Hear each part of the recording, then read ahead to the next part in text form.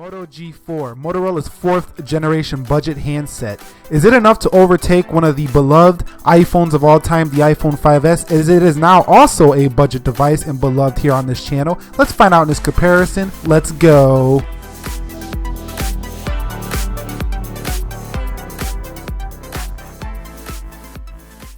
So let's begin with specs. The Moto G4 has a 5.5 inch Full HD display with a 13 megapixel 1080p video recording camera. Also has 2 gigabytes of RAM, Snapdragon 617 64-bit chip, a 3000 milliamp hour battery, and Android 6.0.1 Marshmallow. Now on the Apple side of things, we're gonna have ourselves a 4-inch Retina display that comes in at 1136 by 640, a little bit under 720p, an 8 megapixel 1080p camera, and 1 gigabyte of RAM with an Apple A7 64-bit chip, 1560 milliamp hour battery, and iOS 9.3.2 upgradable to iOS 10. So let's boot these guys up now. So getting into the boot up section, we're going to see which guy boots up quicker here, or which gal, whatever you want to call it. My guess is going to be the 5S, as the Apple logo is showing first here already on the iPhone 5S. And the Moto does add a little bit of a, annoying extra animations in the lock screen. It might be your thing, it might not, but it's just not my thing. But we're going to see which one boots up quicker here in real time. And like I say, my guess is the Apple iPhone 5S, as it's been shown to boot up pretty quickly, and the SE just is ridiculously fast.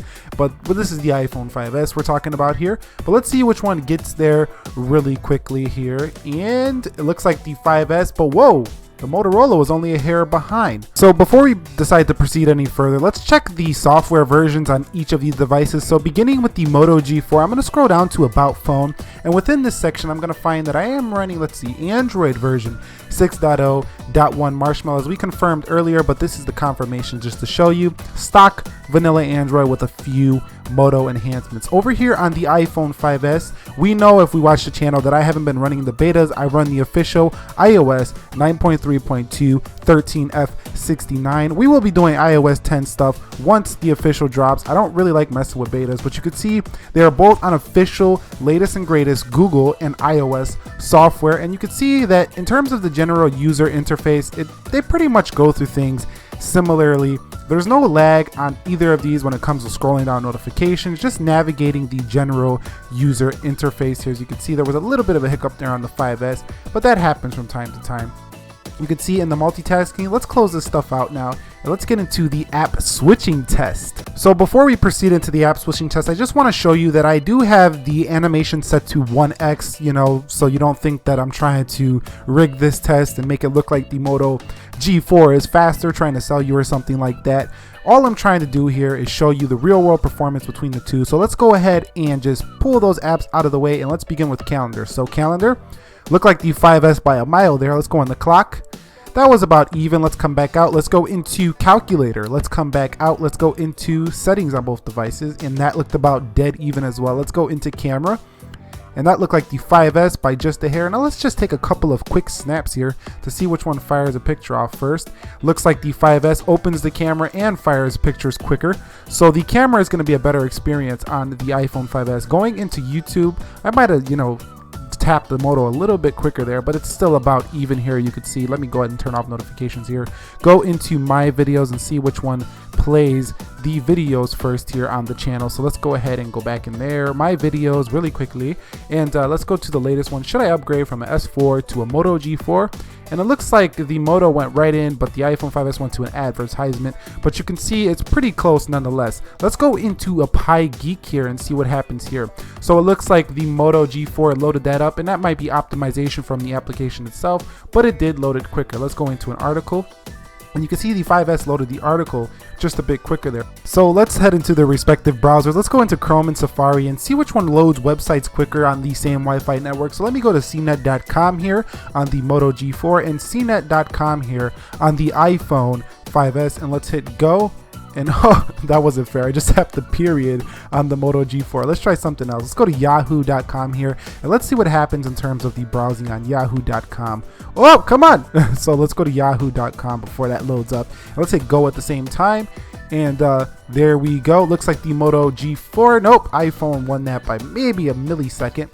But you can see on the Moto G4 you do have fast scrolling as typical per all Androids, and you have smooth scrolling here on the iPhone 5S. I prefer the fast scrolling because I like to, get through the content, but it's more physically pleasing to the eyeball on the scrolling with the iPhone. But let's get into Amazon here, and you can see that Amazon does load up nice and quickly. A little bit choppy there on the Moto G4, but not that bad, and the iPhone was smooth as butter. So let's go into eBay here, and you can see about the same there on eBay, different user interfaces, but about the same. So let's go into the Instagram. You can go ahead and follow me if you guys want to check out like little short clips of videos. I kind of been doing those lately where you can kind of see if you want to go check out the latest video. So go follow me on Instagram. I also got Twitter. You could check me out there, and that I'll leave that down below in the description. But you can see Instagram loaded about the same and Twitter loaded about the same here on both devices. Let's go into speed test, and I am going to test one device first this time. Thank you for pointing that out. And let's go to the left, and you can see, let's start with the Moto G4 here, and let's see what happens here. I've been averaging anywhere from 16 to 20 megabits down on the Moto G4, and in terms of the upload, it's been a pretty similar fare, anywhere from 12 to 15 megabytes per second upload on the Moto G4. Although I don't know how many times you're going to really use the upload. The Moto G4 has pretty standard average Wi-Fi speeds, not the greatest I've ever seen. But let's try the iPhone 5S. Being a 3-year-old phone, this probably has similar technology on the iPhone 5S, but you can see 16.72 on the download for Moto G4 and 12.73 on the up. So let's go check out the speed test over here on the iPhone 5S, and you can see it's hanging right around a similar benchmark. You could see right there about 14 megabits per second here on the speed test coming in on the down. Let's see what you can do, iPhone. Are you gonna lose to the Moto G4? Making the Moto G4 fans happy, I guess you may. You just lost on the download. So the iPhone 5S just lost on the download. Let's check out the upload here. And it looks like we're getting about 12.211. Oh, we might actually lose on the upload here for the iPhone 5S. And these are connected to the same Wi-Fi network. I'm not going to show you my Wi-Fi network, but you could trust me. So you could see right there, upload 12.73. It was just a total win here for the Moto G4. Now let's come back out here and let's finish up this test. Let's go into Viber here, and you can see Viber did open well ahead of the iPhone 5S here on the Moto G4. What about the Play Store and the App Store? So about dead even on both stores. So that's nice stuff to see right there on both devices. Let's go into a couple of games. Temple Run first, and let's see which gets there first. And it's loading about the same time. Now I did tap a little bit repeatedly and didn't give the Moto G4 a fair chance, but I would say that was about dead even in terms of that game. Let's go into Stack now. I did not download graphic intensive games, that would have took all day, but you could see Catch Up right here. Labs, a little addictive game here, Stack. But you can see it looks like they're once again about even loading up here on the games, and that goes to show that the iPhone 5S has pretty much held this ground, and it's now right in line with the top mid-range phones of 2016, and it's been a great device for gaming over the years here. So let's cap this video off by showing off the multitasking. You can see both fly through their multitasking interfaces respectively well. So on the Moto G4 it goes up and down, on the iPhone it goes right to left. I would say that the Moto G4 probably feels just a bit smoother on the multitasking than the iPhone 5S, but the iPhone 5S does hold apps, as you can see right here in the background, better. So better RAM management here on the 5S. You see the calculator had to reload there on the Moto G4. Now some might say that, oh well, iOS holds a picture in the background that's not really open if you try to tap something.